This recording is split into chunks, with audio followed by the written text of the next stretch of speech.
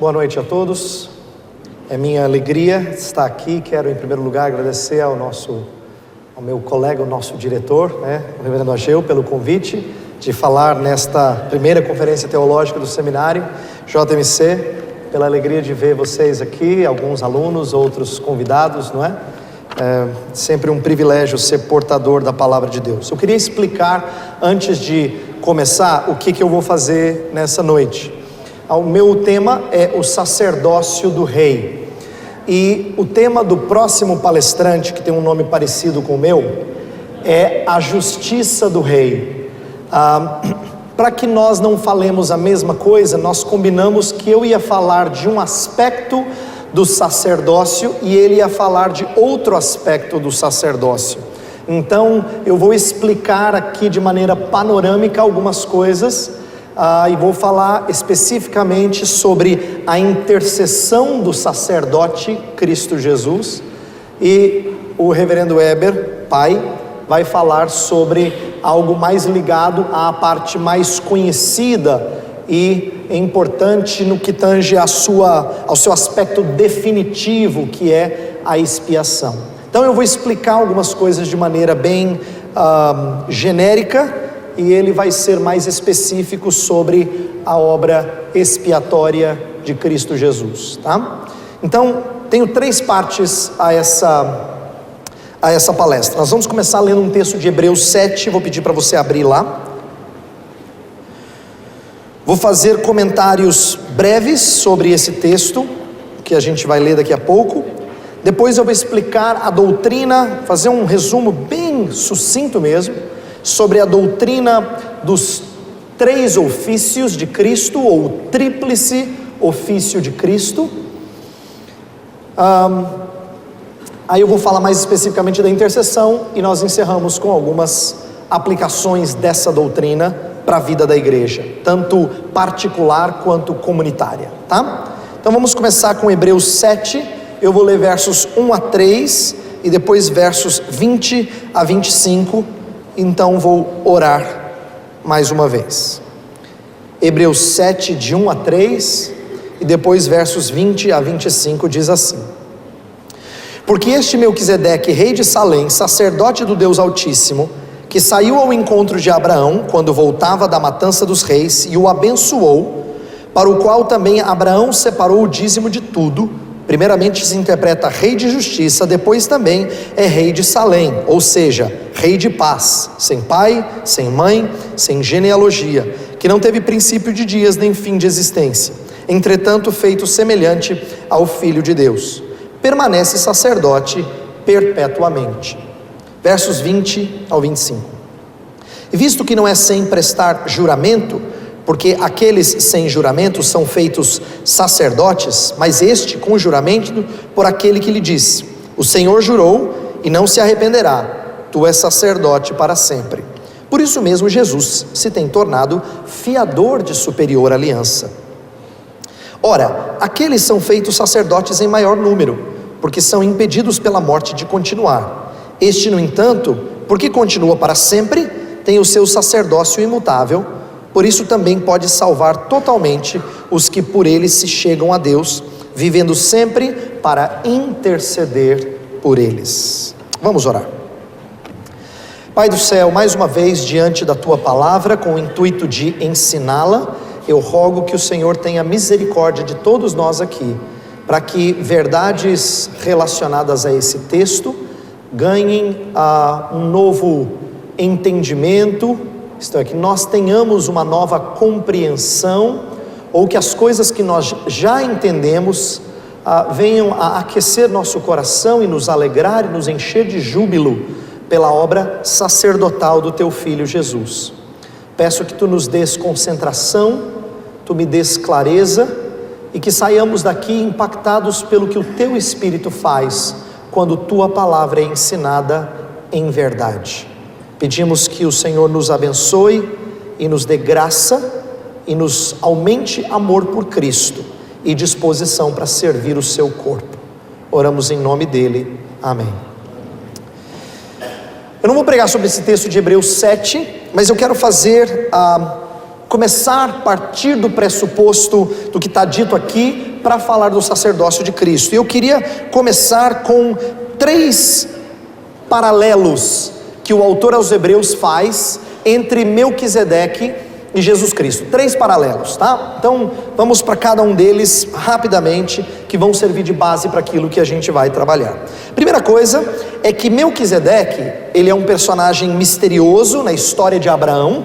Nós temos ele passando por 3 versos apenas em Gênesis 14, versos 18, 19 e 20, depois não se fala mais de Melquisedeque, se menciona no Salmo 110, e ele vem aparecer como personagem importante lá nessa epístola aos Hebreus, que nós acabamos de ler aqui. Tem outros trechos que falam de Melquisedeque. Então, sobre esse personagem, tem uma característica que eu quero destacar primeiro, é o fato dele juntar os 2 ofícios que nunca eram unidos em uma pessoa. Ele era ao mesmo tempo rei e sacerdote. Então o primeiro ponto é que Melquisedeque juntou os 2 ofícios que nunca eram unidos em uma pessoa: realeza e sacerdócio. E a gente precisa se lembrar que isso não é uma coisa só de, vamos dizer assim, que Melquisedeque teve, mas que vários outros tiveram. Pelo contrário, na história de Israel, Deus fez questão de separar esses 2 ofícios, porque o rei sempre vinha da tribo de Judá e o sacerdote da tribo de Levi. Então não dá para você ser as 2 coisas ao mesmo tempo. E parece ter sido a maneira de Deus separar os 2 ofícios. Na verdade, quando Saul tentou fazer o papel de sacerdote, Deus trouxe castigo a ele, e ele perdeu o reino por essa causa. Essa é a palavra que vem por intermédio da boca de Samuel. Então, na história de Israel, praticamente ninguém junta esses 2 ofícios. Então Melquisedeque se destaca, e por essa razão ele é um tipo de Cristo. Ele é usado para fazer paralelo com Cristo, não é?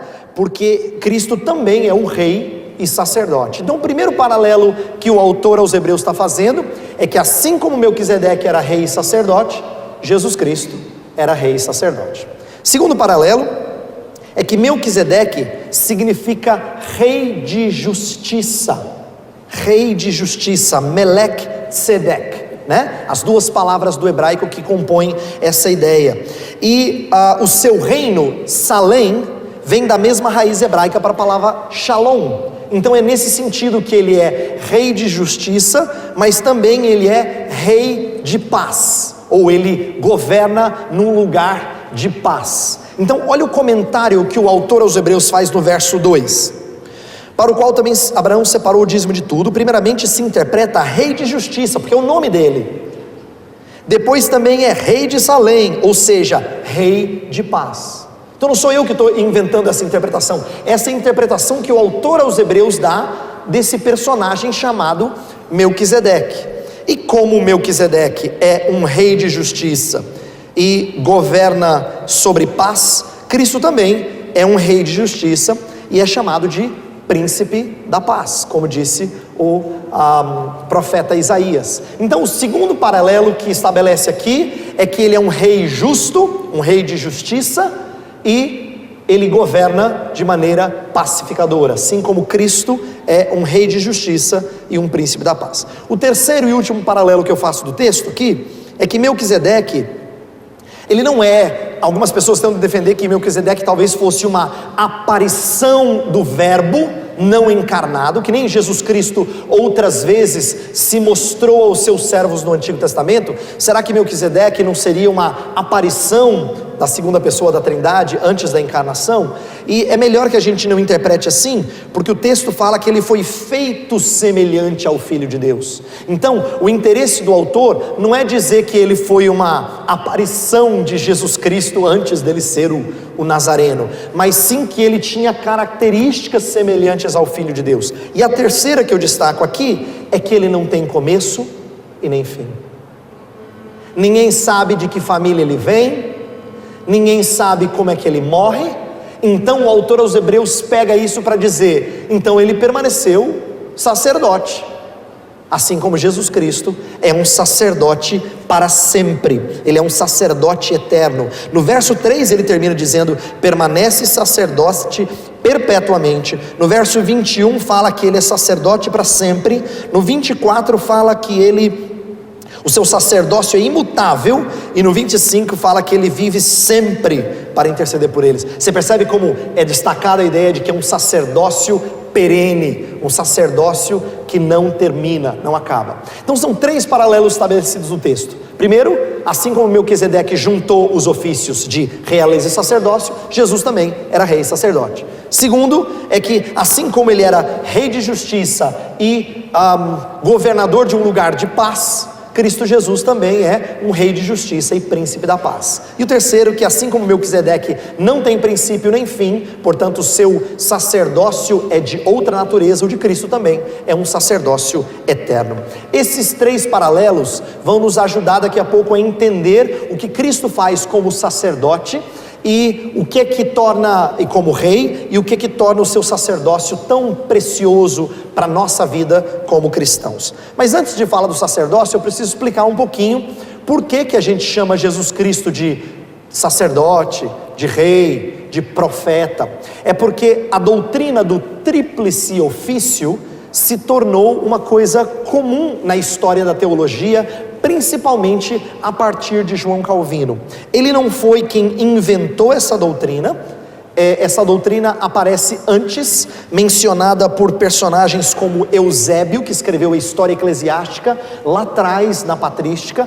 Tomás de Aquino também trabalha com a ideia de que Jesus Cristo tinha esses 3 ofícios, mas pouca gente deu o destaque que Calvino deu até o século XVI. Por quê? Ele resolve dedicar um capítulo das Institutas, no qual ele trata bem pastoralmente desse tríplice ofício. Você tem que lembrar que o ofício era aquela função autoritativa, na qual alguém que era ungido com óleo tinha agora uma posição oficial, uma posição de autoridade perante o povo de Deus, e cada um tinha uma autoridade diferente. O profeta falava em nome do Senhor, o sacerdote intermediava entre o povo e Deus, levando sacrifícios do povo a Deus, para que Deus se mostrasse favorável ao povo, e o rei governava e exercia domínio. Isso é simples. O que eu quero que você compreenda é que Calvino pegou a ideia de que esses 3 eram as autoridades do Antigo Testamento, e ele mostra como essas 3 autoridades são incorporadas por Jesus Cristo.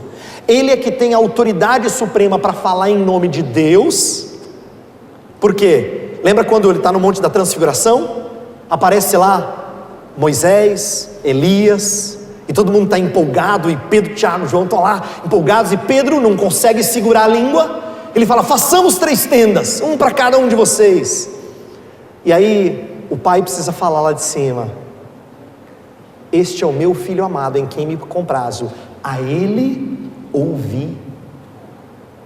Ele não é igual a Moisés e Elias, ele é superior, ele é a profecia encarnada, ele é o profeta do qual Moisés havia falado. Então Jesus Cristo incorpora a autoridade profética de uma maneira mais plena. Mesma coisa com a sua realeza. Ele fala que ele é rei, e ele é um rei de maneira distinta. O seu reino não é deste mundo. Ele é um rei diferenciado, e ele incorpora toda essa autoridade de realeza. Ele é filho de Davi, ele é da tribo de Judá, ele é um leão que vem com o poder dominar sobre os seus inimigos e colocar todos os inimigos debaixo dos seus pés. É a sua função real. Então Cristo incorpora essa função. E por último, a função de sacerdote. Cristo consegue ao mesmo tempo ser sacerdote e ser oferta. Ele é quem oferece e ele é oferecido. Então, essa doutrina do tríplice ofício, ela vira a base para explicar a obra de Cristo. Em vários livros de teologia reformada, muitas vezes eles falavam da obra de Cristo em 3 partes. O que Cristo fez como rei? O que Cristo fez como profeta? O que Cristo fez como sacerdote? E isso amarcava praticamente toda a obra de Cristo Jesus. Essa é uma maneira de dividir, tamanha a importância dessa doutrina no nosso meio. Pena que hoje em dia a gente não fala mais disso com tanta frequência. Meu interesse nessa noite é tentar resgatar um pouco dessa doutrina, eu vou falar só de parte dela, e fazer algumas aplicações no final, para que a gente compreenda a importância do tríplice ofício e resgate esse ensino, para que a igreja compreenda o que é que Cristo realiza em nosso lugar. Quando eu falo dos 3 ofícios sendo próprios de Jesus, do Redentor, você tem que entender que nós estamos falando de funções que ele ocupa a partir da encarnação, isto é, a partir do momento que ele se faz homem. Por quê? Porque se eu falo assim que ele, Jesus sempre foi profeta, Jesus sempre foi sacerdote, sempre foi rei, nós perdemos de vista algumas coisas na Escritura que não fariam sentido. Por exemplo, Romanos 1, verso 4 fala que Cristo foi designado Filho de Deus com poder pela ressurreição dos mortos. Como assim? Como é que Cristo foi designado Filho de Deus? Ele já não era Filho de Deus? Quando ele termina a sua obra na terra, ele fala assim, quando ele está prestes a encerrar tudo e subir e sentar à destra do Pai, ele fala assim: toda a autoridade me foi dada no céu e na terra. Aí os crentes perguntam assim: mas peraí, ele não é Deus? Ele não tinha já autoridade? Como é que ele fala só no finalzinho que agora ele tem autoridade? Então, há certas coisas que Cristo faz que parecem estranhas a nós, se a gente acha que, porque Ele é Deus, Ele sempre teve poder, Ele sempre teve condições de falar em nome do Pai. Nós estamos falando aqui de uma função de quem é homem e intermedia a relação entre Deus e os homens. É por isso que quando a gente fala dos ofícios de Cristo, nós falamos daquilo que começa na encarnação. Começa a partir do momento em que ele assume essas funções. Então, é quando ele se encarna que ele diz: eu vim para que vocês conhecessem melhor a vontade do Pai. Eu vim para que vocês possam se aproximar do Pai. Se vocês pedirem em meu nome, serão atendidos. Eu vim para que eu os arranque do império das trevas, como rei poderoso que sou. Então ele vem trazer sentido à ideia de autoridade, mas ele vem fazê-lo enquanto encarnado, tá? Então é importante que a gente compreenda que os 3 ofícios vão trazer restauração de tudo aquilo que a gente perdeu na queda. Olha que interessante, Deus deu a nós domínio sobre os peixes da terra, os peixes do mar, os animais da terra, as aves dos céus e toda a criação. E no entanto, na hora do pecado, o homem ouve mais a criatura do que o Criador. Perdemos esse senso de domínio puro, mas Cristo vem como rei dominar sobre todas as coisas e restaurar o domínio sobre todas as coisas. É por isso que ele reconcilia consigo mesmo todas as coisas, quer no céu, quer na terra, embaixo da terra. Ele traz tudo em harmonia com ele. Mesma coisa da profecia, nós tínhamos Deus falando conosco antes da queda, mas a partir da queda agora a gente não entende mais a voz de Deus e muitas vezes proferimos mentiras. Então agora vem aquele que é o caminho, a verdade e a vida. Falar em nome do Pai, para que a gente conheça o Pai. Mesma coisa do sacerdócio. Antes a gente tinha total acesso a Deus, agora uma espada e um querubim barraram o acesso ao jardim, e nós não podemos mais adentrar para termos comunhão com o Eterno. Mas o que Cristo faz? Pelo seu sangue, Ele nos abre um caminho para entrarmos no Santo dos Santos. Você percebe? Os ofícios de Cristo foram a maneira com que Ele incorporou posições de autoridade, a autoridade que Ele recebeu do próprio Pai, para Ele conquistar de volta coisas que nós perdemos. Coisas que nós perdemos. Então por isso que a obra dele muitas vezes é descrita como dentro dessa estrutura do tríplice ofício. Agora, eu falei que ele exerce esse ofício enquanto encarnado, não é? A partir do momento que ele se encarnou. Esse é um aspecto que eu preciso destacar aqui, porque várias vezes a gente fala de Jesus como sendo extraordinário, porque ele é Deus. E é verdade isso. Muitas das coisas que são extraordinárias, na verdade, tudo aquilo que nos causa maior espanto é porque ele é Deus. Mas eu quero que você entenda que a única razão pela qual você vê o espanto que ele causa é porque ele é homem. Então, em Hebreus capítulo 5, fala o seguinte: porque todo sumo sacerdote, sendo tomado dentre os homens, é constituído nas coisas concernentes a Deus, a favor dos homens, para oferecer tanto dons como sacrifícios pelos pecados. A ideia é que um sacerdote tem que ser tomado dentre os homens. Você entende por que ele só é sacerdote, então, a partir do momento que ele se encarna? Porque ele tem que ser igual a você e a mim. Ele é tomado dentre os homens, para nos representar. Então, eu li, enquanto eu estava estudando para essa palestra, eu li alguns autores que falaram muito da importância da divindade do sumo sacerdote Jesus, mas se esquecem de destacar que era necessário que ele fosse homem, da humanidade do sumo sacerdote Jesus Cristo, como o próprio autor aos Hebreus destaca. É verdade que é um diferencial o fato dele ser o próprio Deus, mas nós não podemos negligenciar o fato dele ser homem. Bem, a razão de eu estar explicando esses ofícios é para você entender que ele ocupa esses ofícios todos conjuntamente, simultaneamente. Jesus não é assim, profeta durante os seus 3 anos de ensino, depois sacerdote na cruz, e depois que ele ressuscitou, agora ele é rei. Não é assim. Não são estágios no ministério de Jesus. Ele ocupa esses ofícios sempre.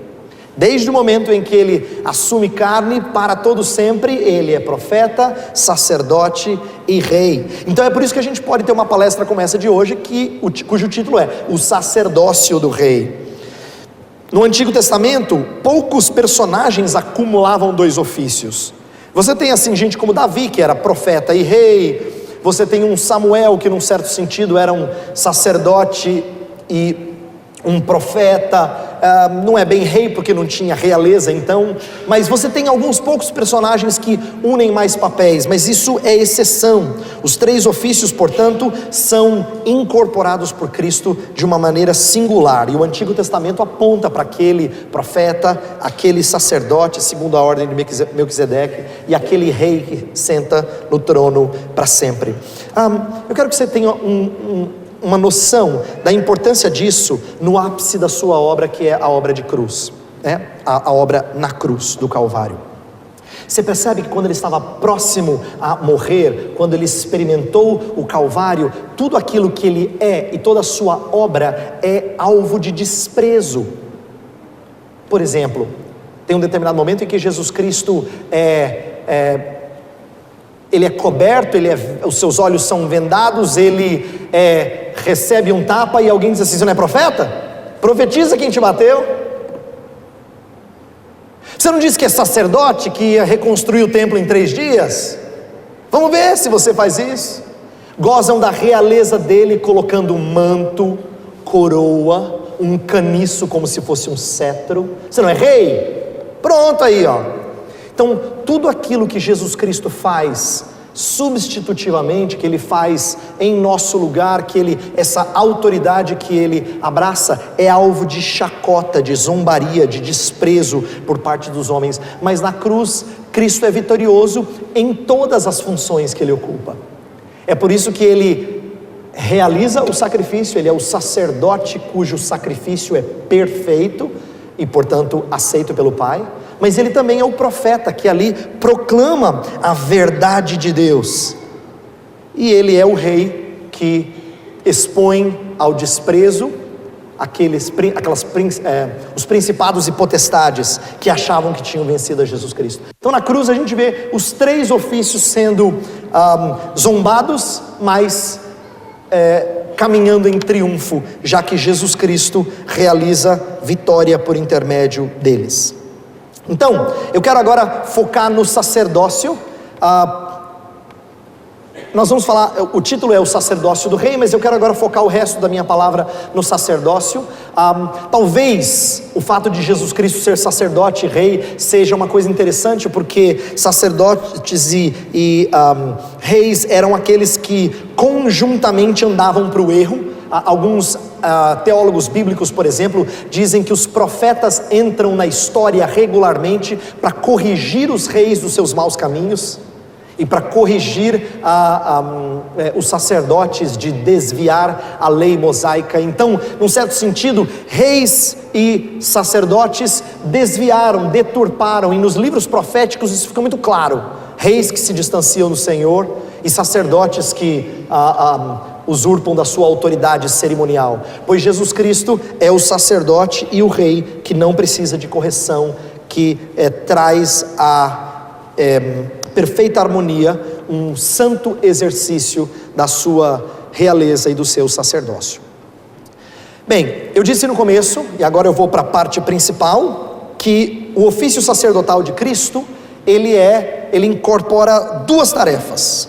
Cristo é descrito como sacerdote apenas em Hebreus, explicitamente ele é chamado de sacerdote apenas na epístola aos Hebreus. Mas é claro que tem vários outros textos da Escritura que apontariam para a ideia de que ele ofereceu sacrifício. Por exemplo, Pedro chama ele de o Cordeiro sem defeito e sem mácula, João chama ele de o Cordeiro de Deus, Paulo chama ele do Cordeiro Pascal. Então a ideia de sacrifício está presente em todo canto, do Novo Testamento, está muito claro, mas ele é chamado de sacerdote em Hebreus.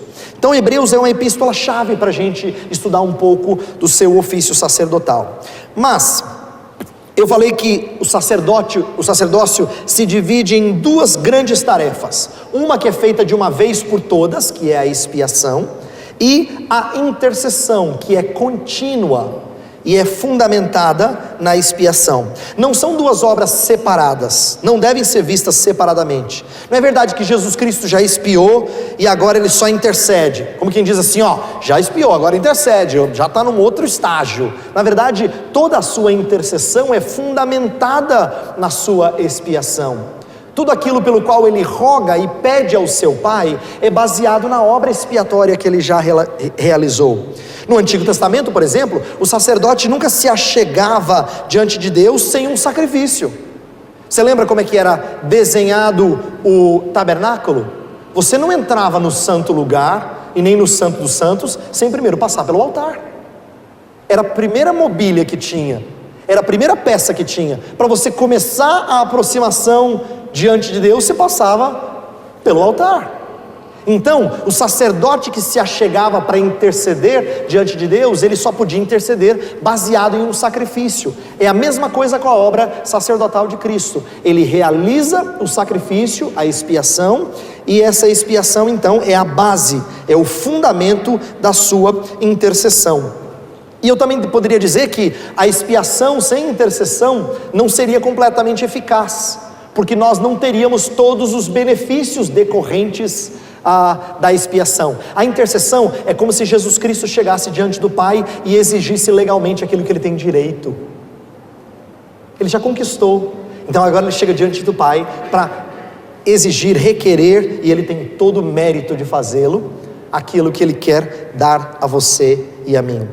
Então nós vamos, como a expiação vai ser explorada na próxima palestra, eu vou focar explicitamente na intercessão pelos próximos minutos. E a intercessão é contínua. O texto que vem à nossa mente, que é assim, o primeiro, acho que ia aparecer na mente dos crentes, é João 17, a chamada oração sacerdotal de Cristo. A gente vai falar um pouquinho dela daqui a pouco, mas quero lembrar a você que além de João 17, Hebreus, como eu já disse há pouco, é uma epístola a ser bastante explorada por causa das ocorrências, a ideia do sacerdócio dele, de ser um sacerdócio superior ao sacerdócio araônico ou levítico, Então, Cristo é mostrado como um sacerdote superior, mas é claro que superior não significa desconectado. Claro que não pode ser desconectado, senão o sacerdócio do Antigo Testamento não faria sentido nenhum em apontar para Cristo. Então, o sacerdócio do Antigo aponta para Cristo. Como? Vou dar um exemplo. Você lembra que Arão, o sumo sacerdote, quando ele entrava no Santo dos Santos, ele carregava consigo 12 pedras preciosas no peitoral, representando as 12 tribos, a totalidade do povo de Deus. Semelhantemente, nosso Salvador também traz perante o seu Pai, cada um de nós, cravados no peito, para que sejamos representados por Ele. Então Jesus, Ele é aquele que intercede por nós, e eu disse que Ele o faz legalmente, por isso o termo advogado. Ele é quem nos defende, Ele roga por aqueles por quem Ele realizou a expiação. Inclusive, entenda isso, quando Jesus Cristo, na oração sacerdotal, João 17, fala: eu não rogo pelo mundo, mas rogo por aqueles que tu me deste. Ele está dizendo que a sua morte e a sua intercessão, elas estão tão interligadas, que ele só pode interceder por aqueles por quem ele morreu. Então não é verdade que ele morre por um número maior do que por aqueles por quem ele intercede. Ele só pode interceder por aqueles por quem ele morreu. E essa intercessão, deixa eu falar um pouquinho sobre ela agora, se torna muito preciosa quando a gente enxerga pelo menos dois aspectos dela. Eu quero falar inicialmente do aspecto do elemento judicial, mas daqui a pouco de um elemento moral dela. Deixa eu falar primeiro do judicial. Quando a gente fala que Cristo intercede por nós, significa que Ele nos defende do acusador com a sua obra expiatória. É importante que você entenda isso, porque por mais que a gente fale da cruz, que Jesus Cristo já pagou os nossos pecados, a acusação não cessou, a acusação não parou de trabalhar. Então é por isso que você tem Paulo confortando os crentes lá em Romanos 8, dizendo assim: quem tentará acusação contra os eleitos de Deus? É Cristo Jesus quem os justifica, ou antes, quem ressurgiu está à direita do Pai e intercede por nós. Ele intercede por nós. Então a ideia é de que nós não seremos acusados e considerados culpados, porque Ele intercede por nós. Tem duas histórias menos conhecidas, uma no Antigo e uma no Novo Testamento, que eu quero destacar agora para falar desse elemento judicial. A primeira eu vou pedir para você abrir a sua Bíblia em Zacarias capítulo 3. Zacarias capítulo 3.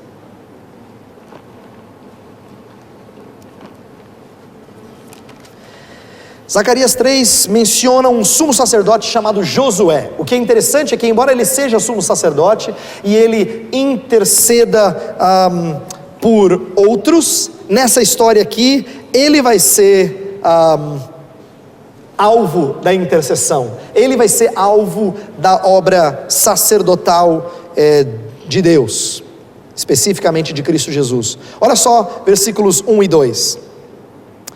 Deus me mostrou o sumo sacerdote Josué, o qual estava diante do anjo do Senhor, e Satanás estava à mão direita dele, para se lhe opor. Mas o Senhor disse a Satanás: o Senhor te repreende, ó Satanás. Sim, o Senhor que escolheu a Jerusalém te repreende. Não é este um tição tirado do fogo? E aí o verso 3 fala: ora Josué, trajado de vestes sujas, estava diante do anjo. Tomou-este a palavra e disse aos que estavam diante dele: tirai-lhe as vestes sujas. A Josué disse: eis que tenho feito que passe de ti a tua iniquidade, e te vestirei de finos trajes. E disse eu: ponham-lhe um turbante limpo sobre a cabeça. Puseram-lhe, pois, sobre a cabeça um turbante limpo, e o vestiram com trajes próprios, e o anjo do Senhor estava ali. Quem é que estava ali? O anjo do Senhor. E como muitos estudiosos vão dizer que o anjo do Senhor é uma referência à segunda pessoa da Trindade, é possível fazer uma conexão e entender que ali ele está sendo defendido. Olha que interessante, o sumo sacerdote era aquele que normalmente intercedia pelos outros, mas agora ele é alvo da acusação. Por quê? Porque ele tem roupas sujas. Mas Deus fala: calma, troca a roupa dele. Ele vai se apresentar diante de mim com roupas limpas, com trajes finos, belamente vestido, parecido com a parábola que Jesus Cristo contou, em que as pessoas tinham que estar num banquete com as roupas próprias de um banquete, próprias de uma festa. Está lá em Mateus 22. Por quê? Porque você se apresenta diante de Deus só com roupas próprias. Então é por isso que a gente fala que a obra de Cristo, ela nos veste com trajes brancos. É por isso que Apocalipse 7 fala que nossa roupa foi alvejada no sangue do Cordeiro. Cristo intercede por nós, e Ele diz: você está vendo sujeira, mas na verdade Ele está de roupas limpas. A obra que eu fiz por Ele é para torná-lo apresentável diante do Pai. Outra passagem também não muito conhecida está em Apocalipse 12, em que é dito que Cristo realiza uma obra que torna nula a acusação de Satanás. Olha só, Apocalipse 12 verso 10 diz assim: Então ouvi grande voz do céu proclamando: agora veio a salvação, o poder, o reino do nosso Deus e a autoridade do seu Cristo, pois foi expulso o acusador de nossos irmãos, o mesmo que os acusa de dia e de noite diante do nosso Deus. O acusador foi expulso. Então entenda que essas passagens todas estão apontando para a ideia de que Cristo Jesus intercede por você legalmente. Legalmente. Se você levantar a ideia de que mas eu tenho culpa, mas eu tenho ficha suja, eu não tenho ficha limpa, Cristo intercede mostrando que sua ficha foi anulada, cancelada, o seu escrito de dívida foi cravado no madeiro, conforme diz Colossenses 2,14. Então isso é parte da obra intercessória de Cristo. Mas o segundo aspecto da obra intercessória, eu sinto que a gente fala menos dele, e ele é muito precioso. Diz respeito à intercessão de Cristo quanto à nossa condição moral, à nossa santificação. Se Cristo ora judicialmente, isto é, relacionado à nossa justificação, ele também intercede por nós quanto à nossa santificação. Você lembra que em João 17 fala que santifica-os na verdade, a tua palavra é a verdade, né? Lá em Hebreus 2 também fala que ele roga por nós, para que nós que somos tentados tenhamos alguém que entende o que é tentação. Abre em Hebreus 2, versículos 17 e 18. Hebreus 2, 17 e 18 fala assim: por isso mesmo convinha que em todas as coisas se tornasse semelhante aos irmãos, para ser misericordioso e fiel sumo sacerdote nas coisas referentes a Deus, e para fazer propiciação pelos pecados do povo. Pois naquilo que ele mesmo sofreu, tendo sido tentado, é poderoso para socorrer os que são tentados. Então Hebreus está dizendo isso no capítulo 4, verso 15, fala: porque não temos sumo sacerdote que não possa compadecer-se das nossas fraquezas, antes foi ele tentado em todas as coisas à nossa semelhança, mas sem pecado. Então ele está intercedendo por gente que é falha, pecadora, porque o intento dele é que não só sejamos declarados perdoados, mas sejamos aperfeiçoados. Deixa eu ver se você entende a beleza disso. Você já se sentiu assim, culpado perante o Senhor, e você sabe que você está perdoado, mas isso ainda entristece a sua alma, porque você ainda tem pecados? Então, a notícia boa, o Evangelho de Cristo Jesus, fala que se confessarmos os nossos pecados, Ele é fiel e justo para nos perdoar os pecados e nos purificar. Eu e você, quando nós amamos a Deus, nosso intento não é só ter pecado perdoado, não é só ter a ficha zerada. A gente gostaria de ser santo de verdade, não só ter roupa limpa, mas ser santo de verdade. E a Escritura diz que o Salvador intercede para a nossa santificação. Ele roga para que sejamos purificados. 1 Pedro capítulo 2, versículos 4 e 5, fala que ele está construindo esse prédio de pedras vivas. Olha só, pedras vivas, versos 4 e 5 fala assim: chegando-vos para ele a pedra que vive, rejeitada assim pelos homens, mas para com Deus eleita e preciosa, também vós mesmos como pedras que vivem sois edificados casa espiritual para serdes sacerdócio santo. Nós estamos sendo feitos sacerdócio santo, estamos sendo purificados a fim de oferecerdes sacrifícios espirituais agradáveis a Deus, por intermédio de Jesus Cristo. Percebe? Ele não está só fazendo com que pessoas como eu e você tenhamos a ficha limpa, sejamos perdoados.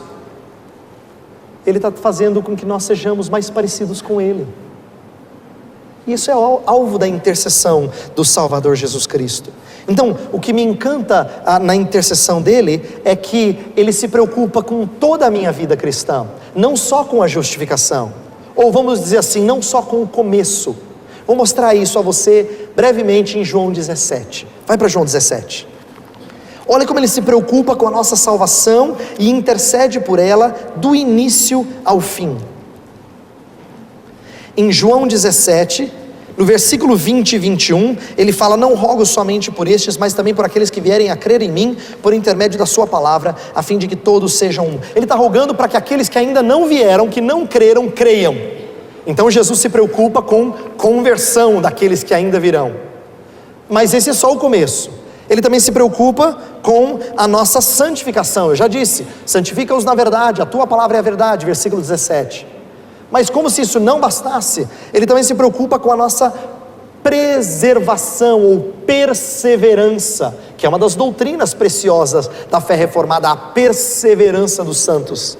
Por isso que no versículo 15 ele fala assim: Pai, guarde-os do mal. Não peço que os tires do mundo, e sim que os guardes do mal. Ele pede que nós sejamos preservados.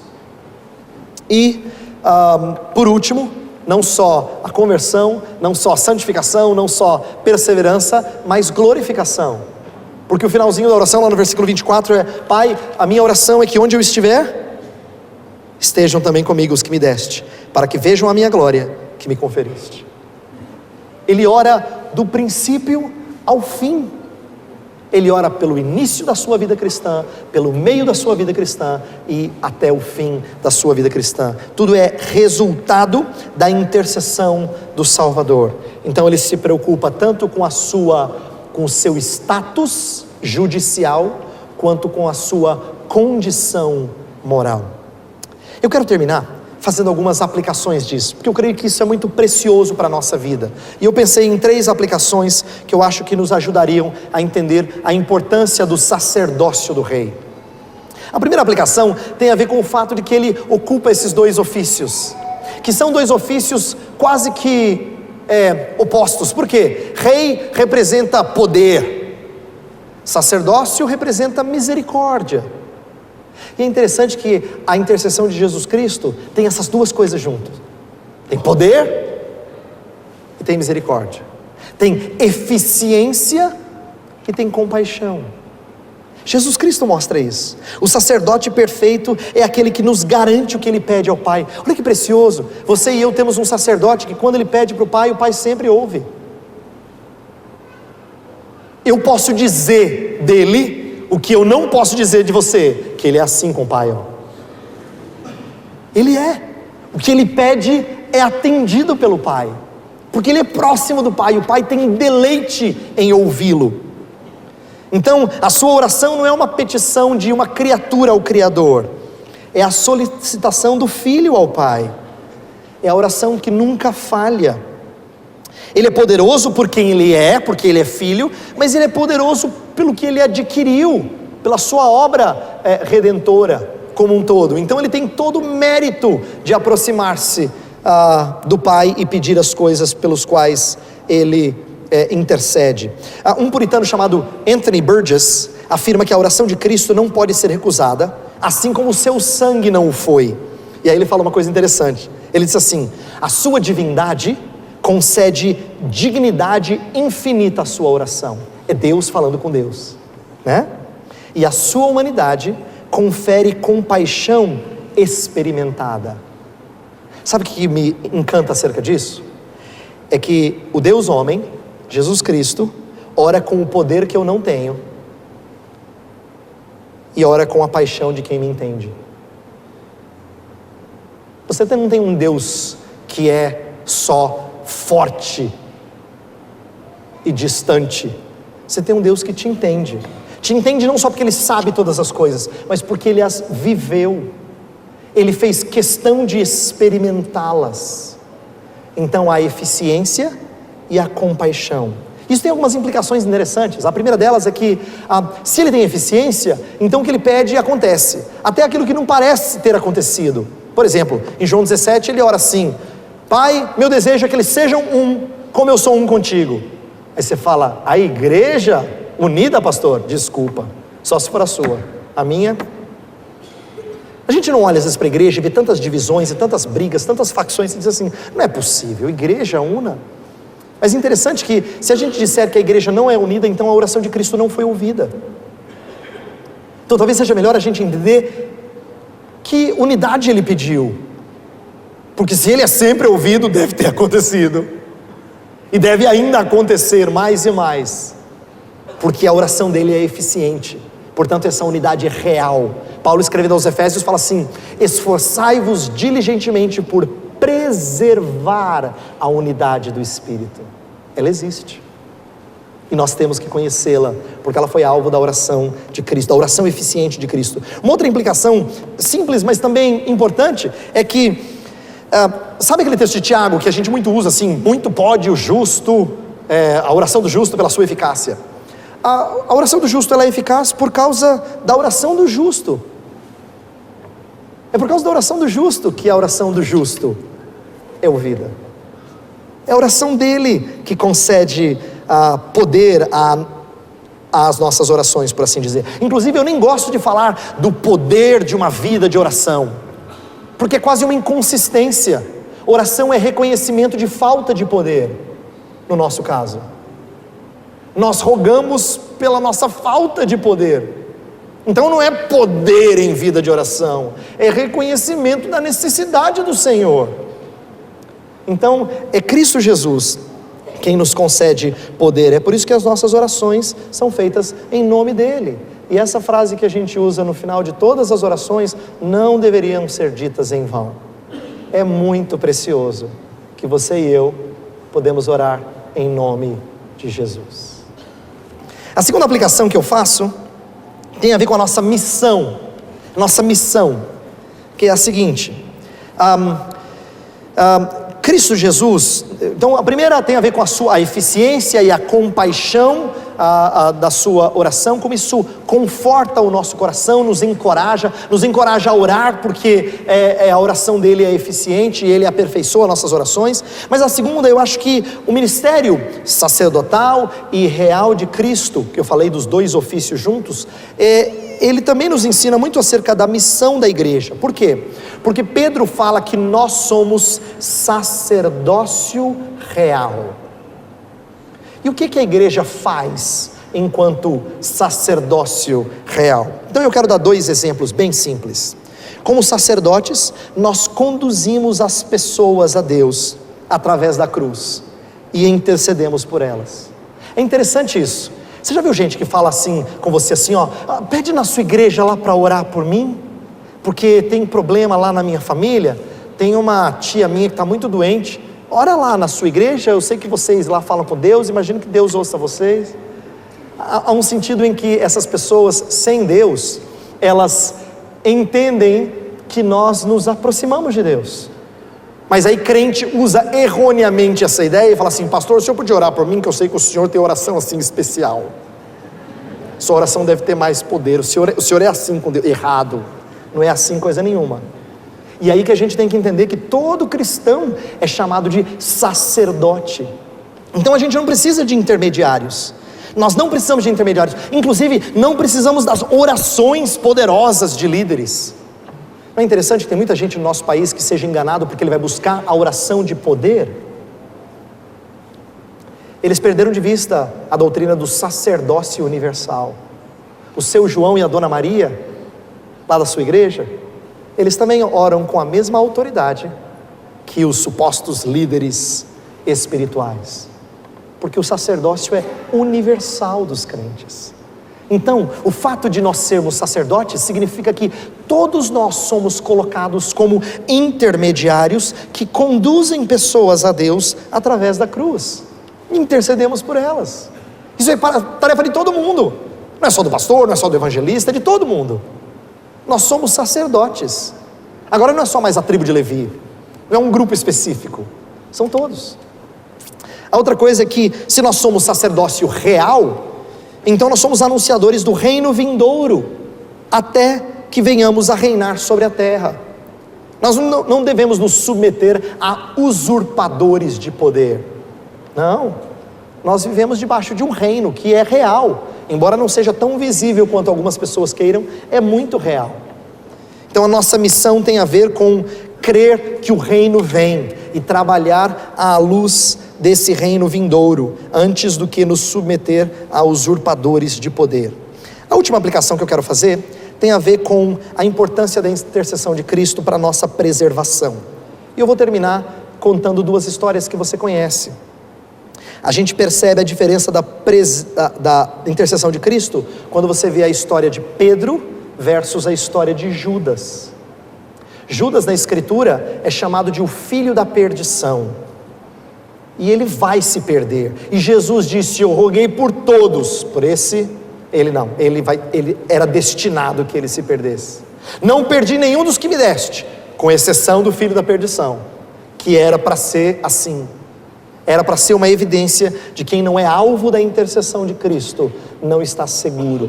Por outro lado, eu amo a história em que Jesus Cristo fala assim: Pedro, Satanás vos procurou para peneirar.